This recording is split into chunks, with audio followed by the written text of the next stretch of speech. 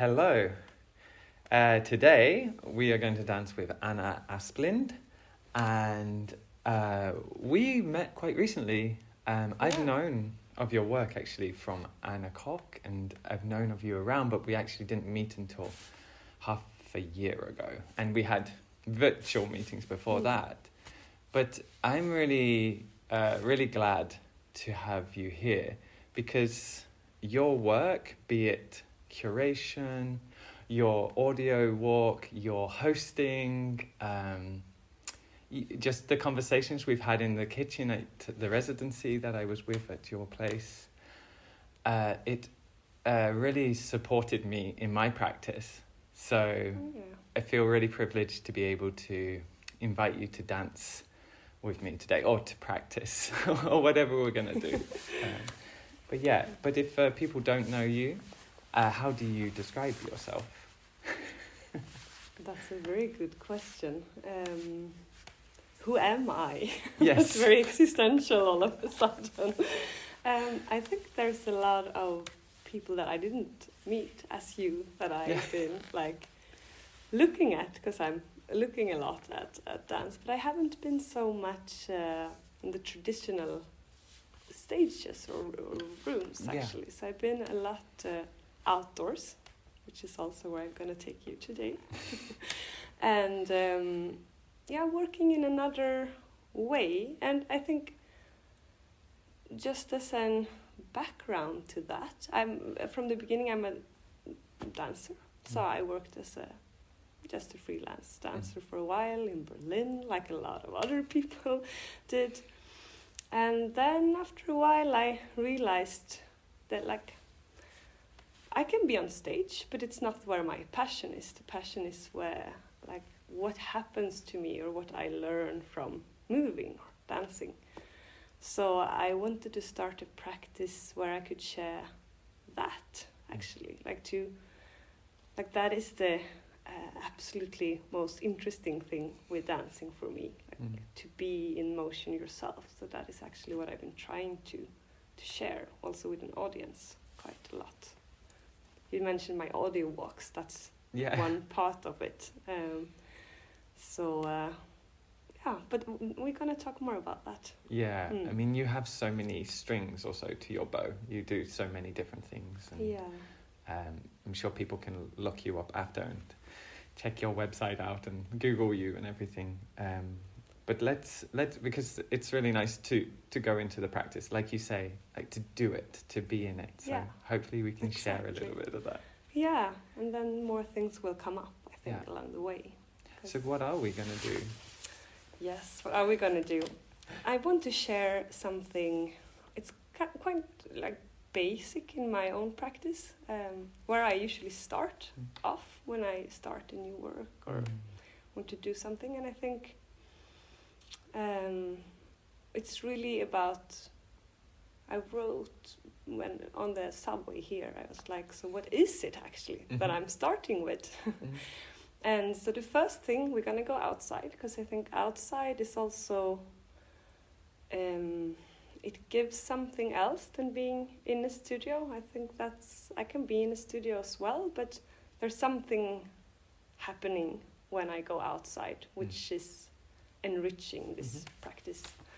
So outside, and then we're gonna, first of all, the first task is just to find a place. And then a lot of questions arise, what is a place? What is it for you? What is it for me? Can we find a space together today, or a place together, not a space?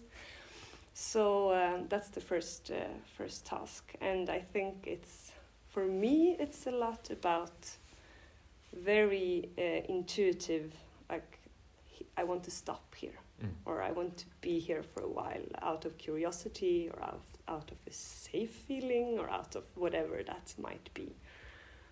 And then when we find this place together, we're going to start a dialogue, more or less. And what is a dialogue then? That could be a lot of different things as well. So today I think we want to focus on listening, of course,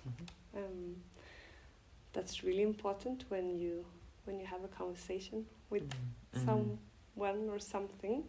And today it's also including like the non-human world a lot, of course, in this, where we are in this place. So it's about listening, and it's also about finding a resonance or a time together with other things or other the other that is surrounding you.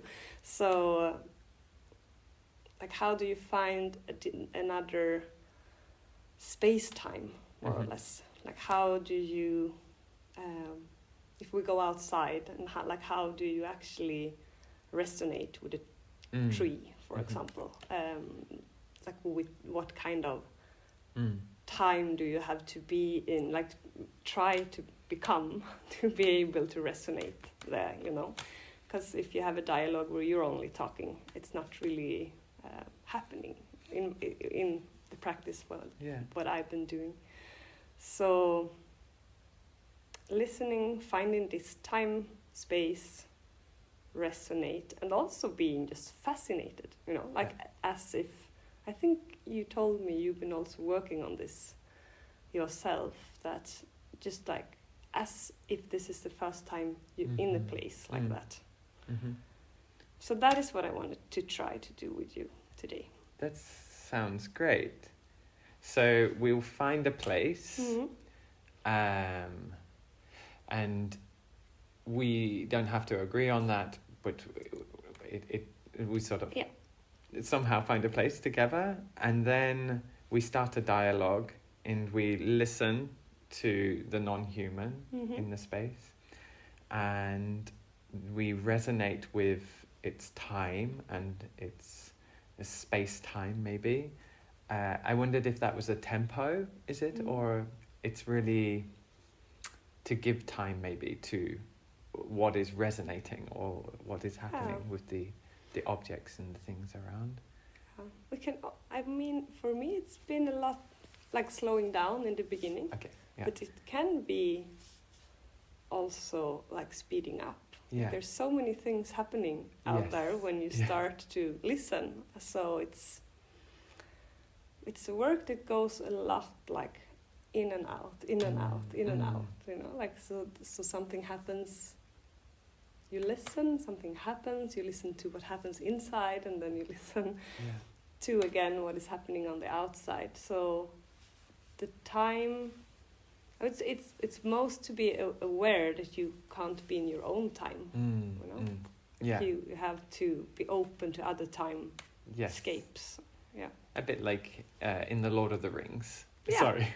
You know, like the Ents, the trees, how they have this such a slow time that, if I'm remembering correctly, that people are dying, or friends are falling over and being chopped down, and it's a blink of an eye, so they miss it, sort of thing, because they're tired. Perfect reference. Yeah. And then to get fascinated with it, as if it's the first time, like to really allow that curiosity to sort of. So that's the dialogue, and I was curious if, maybe to ask. The dialogue is physical, I suppose. It's not a verbal dialogue, for instance. Yeah. For me, at least, it's usually physical. There's something. Because language is our thing also. Yeah, I mean, true. So I think there's something else you can have a dialogue through your body with the non-human world as well. And I mean, if there's human passing by, they're also included in the space, of course. Right. You know? So that is also, they're also part. Yeah. Everything that is happening in the room, like the space, it's. I mean, it's constantly changing. That is also why it's never gets boring for me. Yeah. And it feels like there's something very much about position and proximity. So it's at first you're finding a place which is about positioning yourself inside of a place, and then but like the dialogue in some way must be about how do I position myself in relationship to these things that exist in this place, and to give them time to appear, maybe, because when you first arrive, maybe you don't recognize what's all the things that are there. Yeah. And then as they come, you can gain more proximity, getting closer to it, or maybe some distance to it, so you can see its fullness and things. So I think it's clear, and it's a beautiful proposal, and I think people at home can do it alone as well. It seems like. Yeah, definitely. And also, one thing I want to say before we start as well is like, well, what's really beautiful is like, I love that you say this is how you start a process. So it's almost like, oh, we could be going into something which could lead to a new project or a new performance or a new artifact of some sort. Yeah. Yeah. Oh, that's so exciting. Okay, great. Then, and I guess we do it for as long as we need to. Yeah, exactly. It's hard to give a time on this. Talking about time. Yeah, yeah, exactly. The objects almost give the time, or the objects, the otherness. The otherness, it's a good word. Gives the time. Exactly. Yeah. So we have to see. Yes, great. Thank you, Anna. Then we will pause and come back in a bit.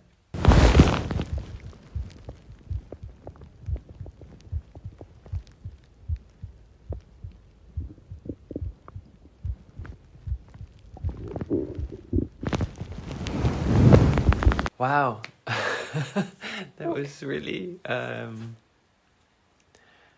was really so much stuff, so many impressions. Thank you so much. It's kind of intense to do this practice, if you dive into it. Yes, yeah. Really. And we went out. You just stopped by a tree all of a sudden.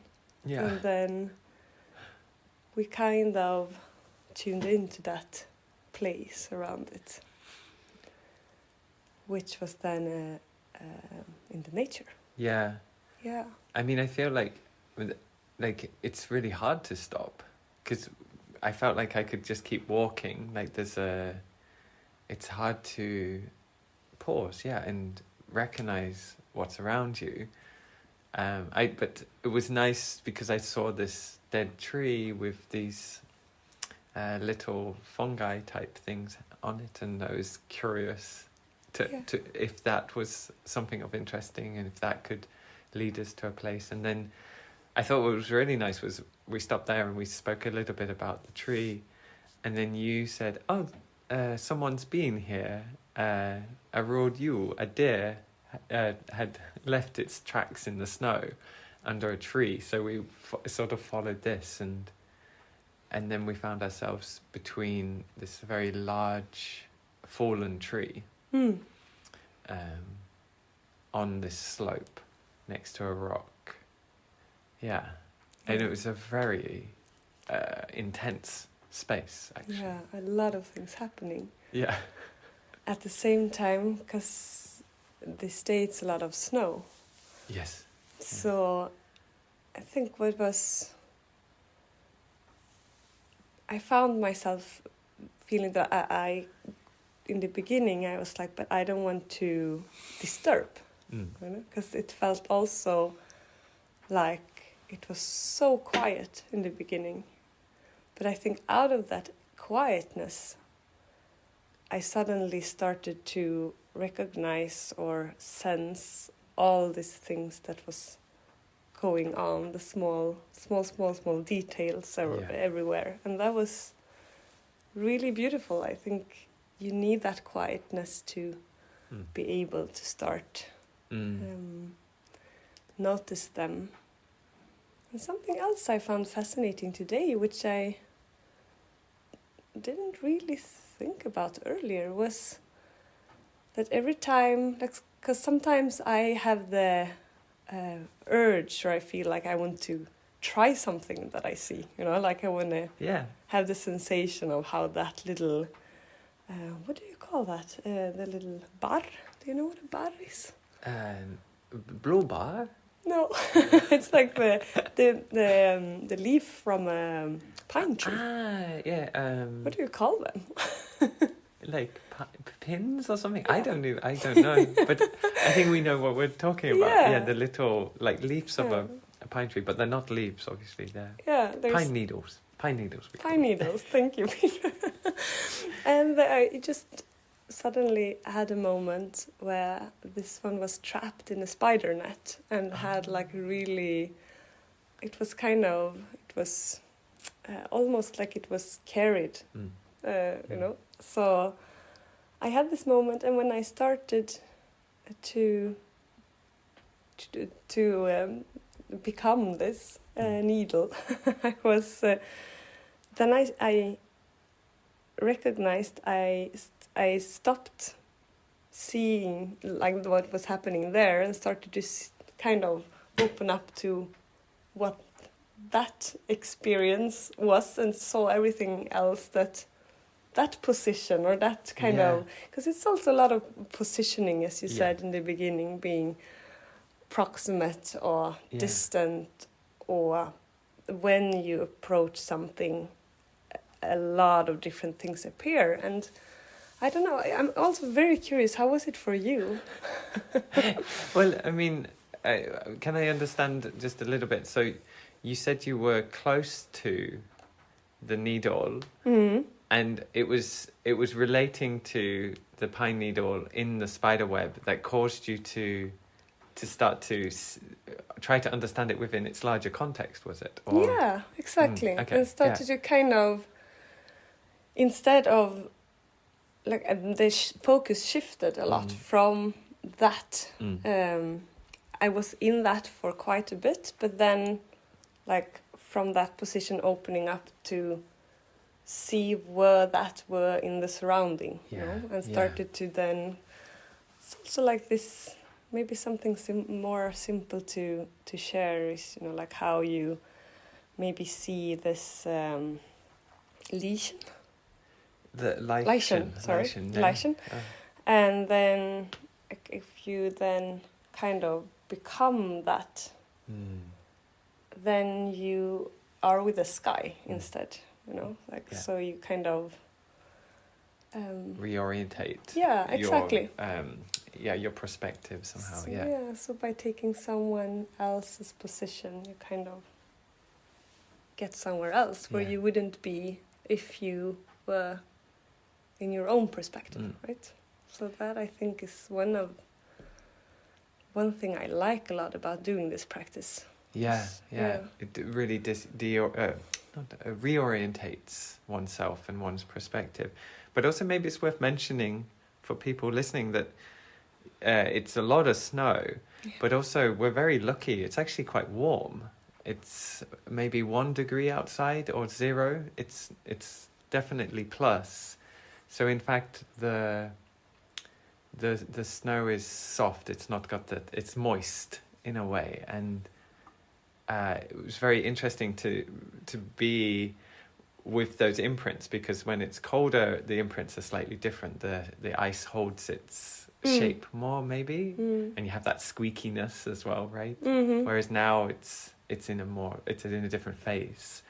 So our imprints were a lot more like strong in a way. They become very like they start to melt the snow, and there's something like happening there. And because for me the imprint was huge, and I had to think about how when listening my presence changes the sound almost, in a way, if we can think in like in that way of like a broader sense of listening. Because yes, I'm looking at the snow, but now the snow has somehow changed, and especially when I got closer to the snow, it would start to melt from my breath or the heat of my skin almost. So there's something about, we're also listening to ourselves in the place, and I thought that was really nice in relationship to the positioning and the relating putting oneself in a place, because not only are you then listening to the place itself as if you can just send a listening device, you become the place as much as... Yeah, that's Exactly. You're saying it in such a good way.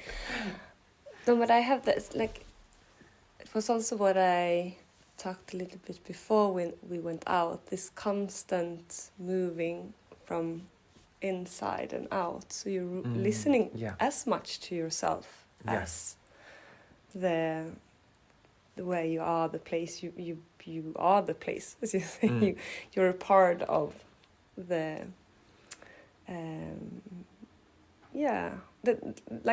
I would say the dialogue that we focused on is happening outside of your own body. So you are also one component of the place in a way. Yeah. Does that make sense to you? Yes, absolutely. Yeah. Absolutely. The way I was understanding it, because we had this fallen tree, we had all this fallen snow, and then we had, there was a tree with me which had been, it had been fallen onto. So it was still alive and growing, but it was now, it was weighted by the fallen tree. And then there was the I think it's bluebush, the blueberry bushes coming up through the snow, some of them, and then under the snow, like, because I disturbed the snow by, walking on it and being there, I noticed that there's leaves, and then there's soil, and there's moss, and there's other twigs and branches. And in fact, spending more time with it, I found a lot of the dead tree, the fallen trees, parts of it everywhere. Like, it was between the blueberry bushes, and it was between other trees and in other places, and it's all sort of like lying on top of each other. And that I found really interesting, like, and especially like the same with, like, I'm then also introducing myself to this pile of things. Yeah, I completely get you. And that's also, I think for me, a lot of attention also goes to gravity in a way in this. Yeah. So what you're talking about, the layering, or you see the fallen tree on top of this living tree, and also to become a part of that, to share the gravity between these bodies. I think that is also something where you kind of start to feel another body center as you're doing contact improv. I mean, it's also, this is for me as well, contact improv. In a way, just that a lot, because some bodies are moving, some are static, and you can just kind of start to approach by sharing gravity. No, absolutely. Like, I've been working with Cohen, who is this body-mind centering practitioner, and she was looking at the neurons of the body, and she was asking us to feel the weight of consciousness. So what she's asking is that when we have the weight of something on us, or we are weighting onto something, because you can also feel your own weight against, say, the floor or the chair or whatever, and to feel how our consciousness embodies the weight of things. And if it's that thing of, like, you hold maybe something heavy in your hand and you take it away from your hand and it's still there, or you have the memory of it, the sensation. And it's feels like such a universal quality that perhaps the trees are feeling, and the plants, and even the snow. And I mean, I say feeling, but that they are, that there's a consciousness, there's a memory or a being with those things. And that was really apparent and powerful. Exactly this thing of, like, feeling its gravity, feeling its weight, the weight of things, the weight of that tree, and the weight of the smaller tree pushing up against it, and its still rootedness, and then the weight of the snow flakes all landing on top of each other to amount to this like larger layer of snow. Yeah. And then the blueberry bush somehow having its own weight, which is pushing and pulling to find its way out of the snow or within the snow, and the dead leaves underneath, which are sort of light but at the same time have a weight. They have an existence. And maybe that's something as well, like there's something very existential in it, that you place yourself there to see what exists, and to be with what exists, to feel its weight, to feel its presence, and to embody that, like to have it impress and imprint upon me as much as I imprint upon the snow and disturb it, and to allow that dialogue can be had together, these two presences, these many presences, all to somehow interacting. Yeah. No, but that's where that you came there, like that you went there today. It's really I'm very happy to hear, because that's for me. I think it's also really, I don't know. It's about It sounds silly, but it's really about life. It's really existential, as you say. It's also for me a lot about, I don't know, we're in a place in the world where we need more dialogue, I think, with everything that's around us, and it's about flattening out the hierarchies, and that's a start, to become the place in that way, that you describe this. You're imprinting, but it's also imprinting on you at the same time, right? Yeah. So it's this beautiful thing of, it's being active and passive. So you can use like Jonna Bornemark's expression, I don't know if you know it, like pactive, right? So passive and active at the same time. And I think that's a really, I don't know, for me it's a really important state to practice to be in. So I've also been doing this practice a lot, like when it goes a bit further, so usually it becomes a score after a while, which I have been sharing with city planners. So that's like another part of what I'm working with, and that's really to kind of like, how do we, if we get to know a place in that way, before we start to change it, because that's what a city planner is doing, right? They're changing the place. And if you're not a part of the place, or you never went that deep into it, how can you change it in a way that is sustainable, or that can hold a lot of different bodies, or have that flat hierarchy in a way that I think is so valuable if you can, because this practice for me also it creates so much empathy, right? It's really simple as that. Absolutely, right? And you can't have empathy if you don't know the things exist. And I think exactly. I mean, I work with babies, and one of the conditions I often find myself in is that I think I know what a baby is, and then I go and I work with them, and I realize how complex and diverse and unique and individual every child is, and every person is, and it's like, and I imagine it's the same for anyone, regardless how much you think and try. You still have to have that moment of like actually meeting the nature or meeting the place.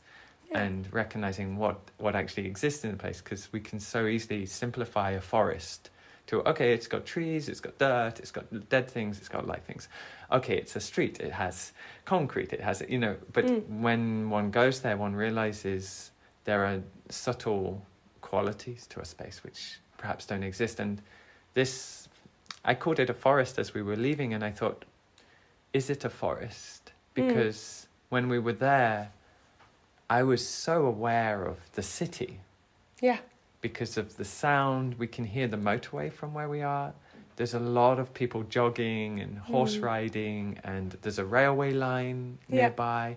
And we have walked 2 minutes from the university. So yeah, exactly. how can it be as so disconnected as like one imagines it? Now I'm in the forest.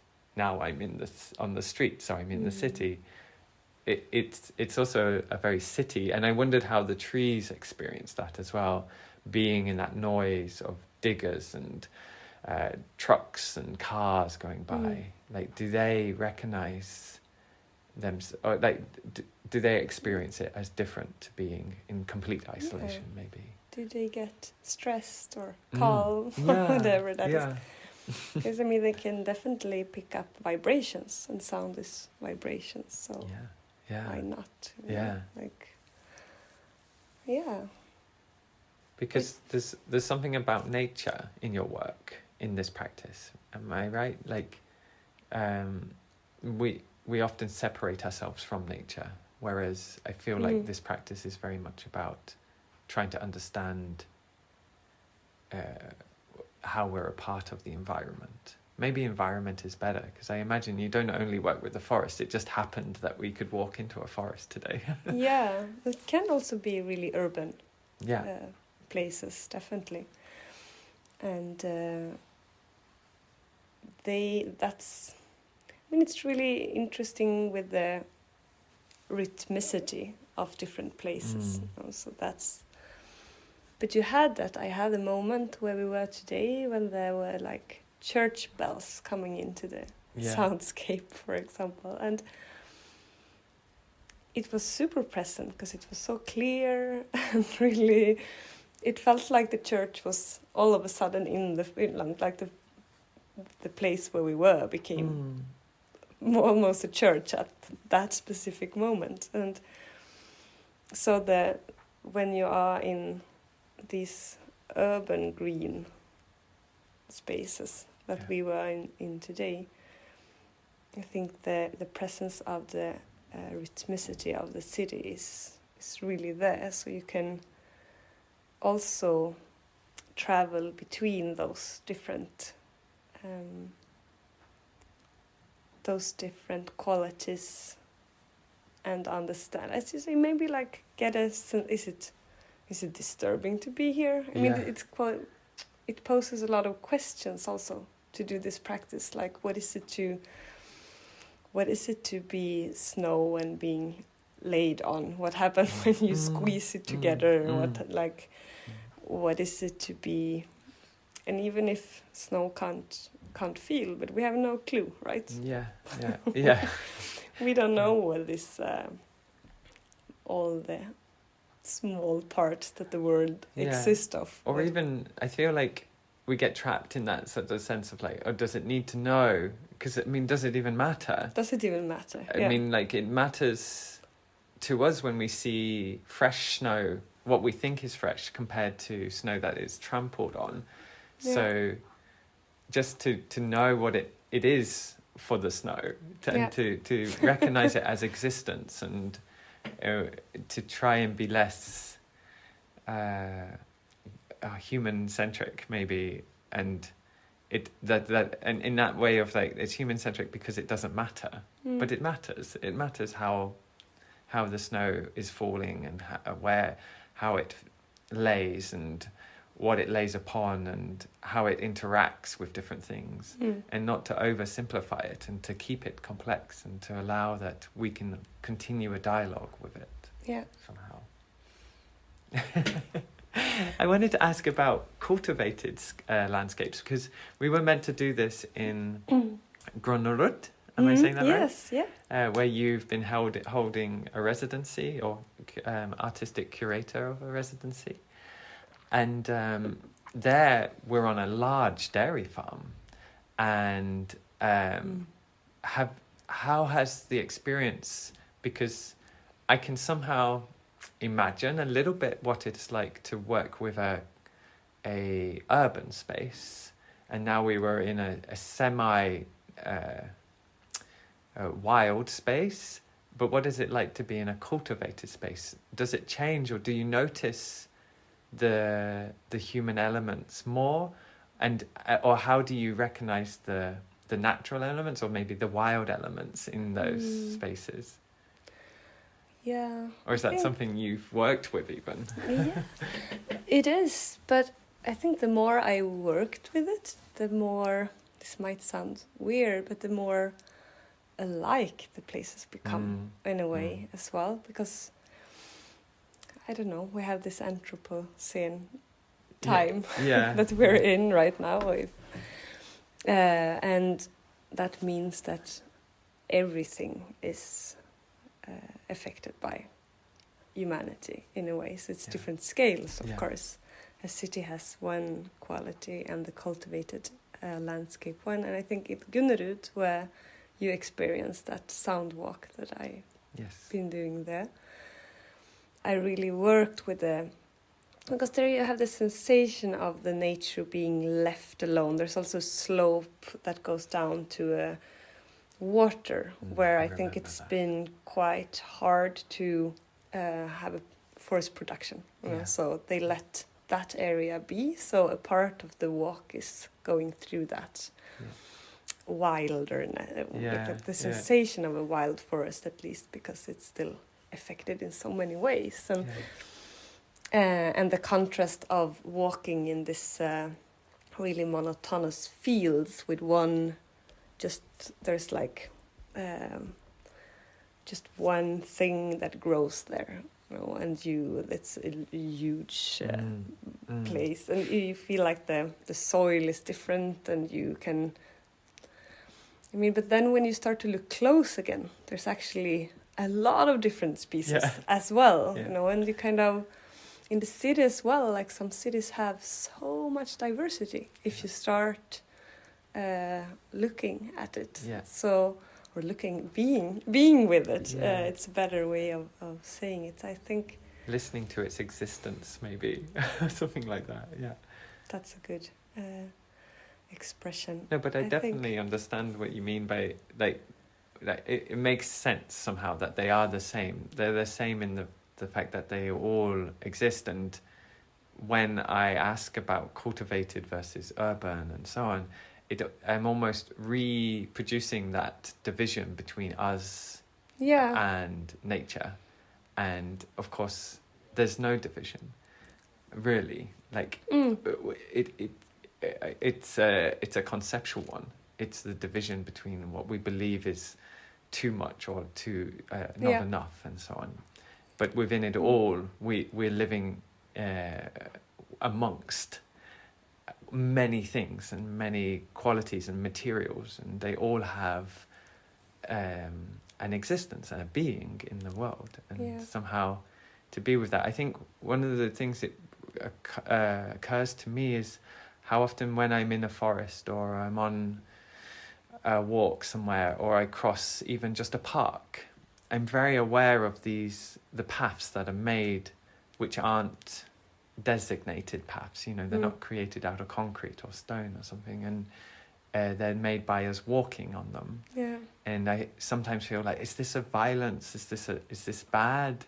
You know? But then in this practice, I start to recognize how many things are leaving an imprint. You know, like our footprints walking on this small path is one type of imprint. And it's not to say whether it's good or bad, but just to recognize maybe that we're coexisting with many path makers. Exactly, yeah. And I think that's the paths are a really visible thing, you know, of the movement of that place, or that what we and other species also, what the aim is, like the place movement that we were with today or listened to today is the place. So also the paths, like that's desires, like to go somewhere, to see something, curiosity. That's also for me it's just, I don't know, maybe I think doing this for like 10 years, I mean, or more than 10 years, my God, time really flies. But there is something with this flattened hierarchy that you start to recognize everything for its complexity and all the layers that is there that you're talking about.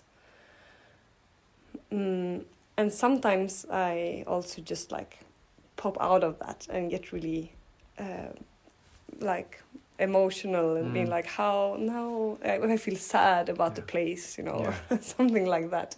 But I kind of try to stay more on this another state of mind, you know, where I don't judge so much, that I'm just trying to learn. It echoes a sense of like how presumptuous charity can sometimes function. Like we presume that these people or this thing needs our help when we haven't spent enough time listening. And there's something about we really need to listen and to everyone and everything that is a part of our world, a part of our life.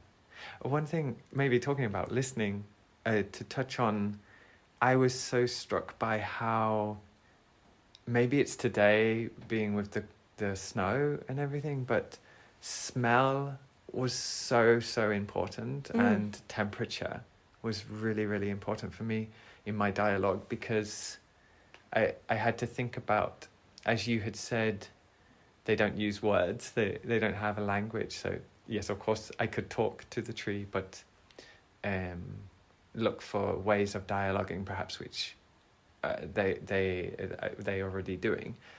And I noticed how I had been leaning against the tree right at the beginning, and then I moved away from the tree and I saw that I had melted the whatever moisture was around on the side of the tree, because it wasn't snow, it was really just the bark.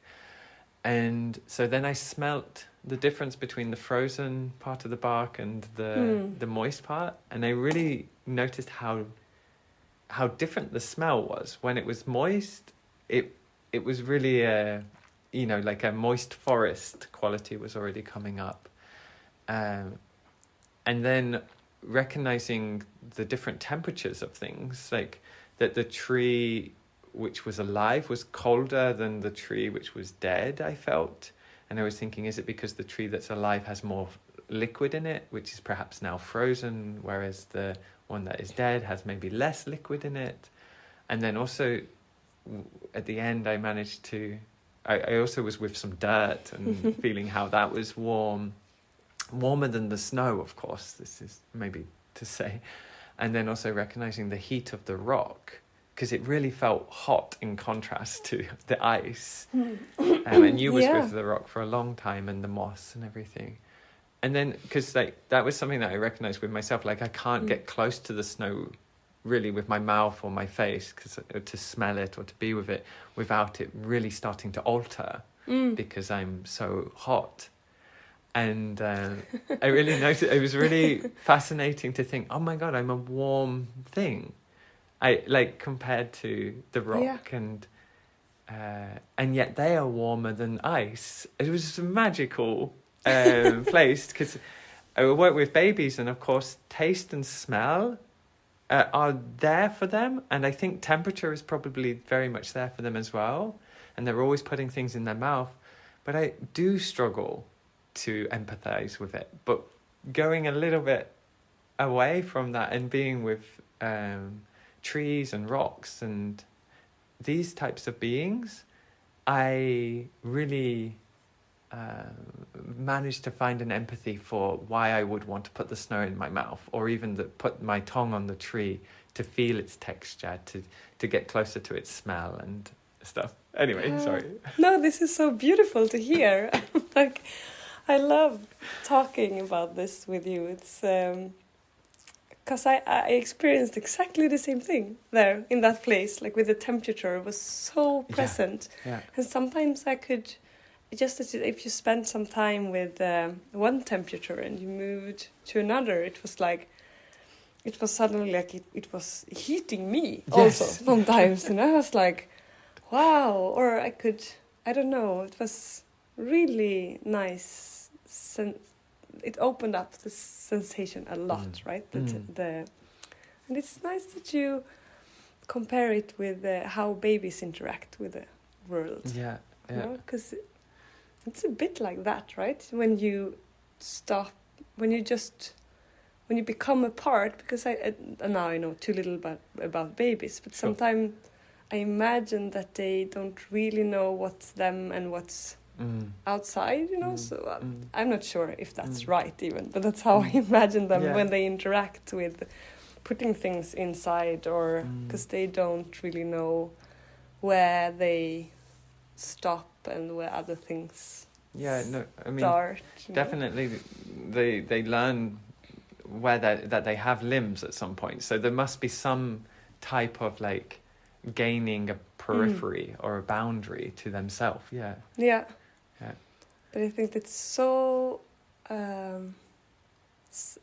strong when you sometimes, or I can sometimes get to that state where I feel that I don't know where I stop or where, you know, like there's, and I think that with temperature that happened a lot for me today, with this where my heat, what is what, you know, what is, I'm making the snow melt, but the snow is also, of course, cooling down our skin at the same time, you know, so that is, it's so exciting. It is like the porousness of ourselves becomes even more enlarged and recognized.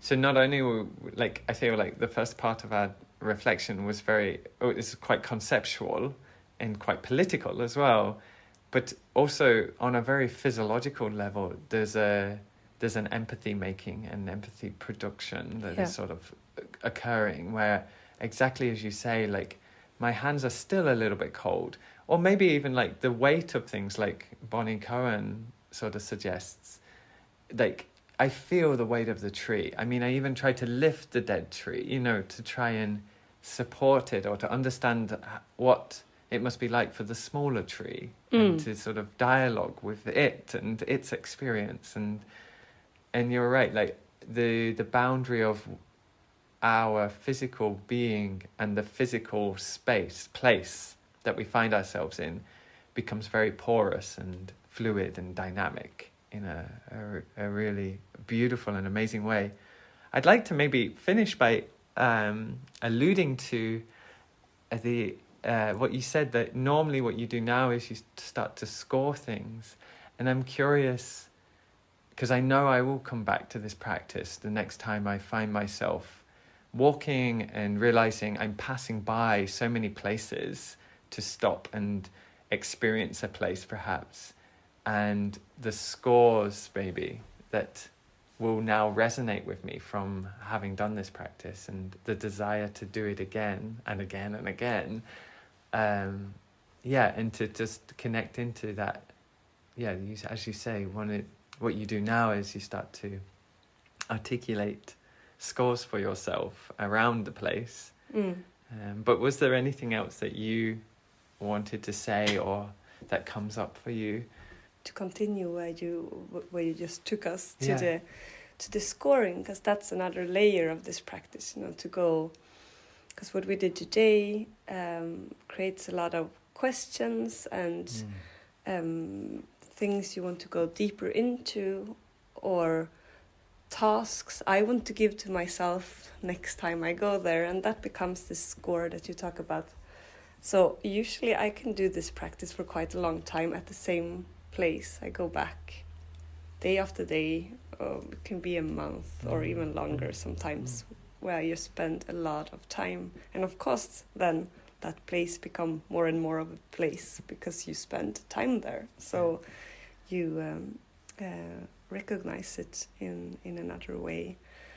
But then you can also, on the way there, you see another place. Yes. So it becomes like this, I don't know, it opens up the a chain of places in a way, and that's where the next step in this practice comes for me. That's when I do some kind of audio guide where I can share this practice with other people. So the chain of these places are then a part of a score that you pass through in a way, and have your own experience and your own relationship to. Yeah, maybe. exactly.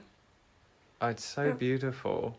And I feel like it's a little bit of a homework as well, at least for myself. That now you can go and consider questions and tasks for oneself in relationship to that place and revisit it. Yeah. It's beautiful.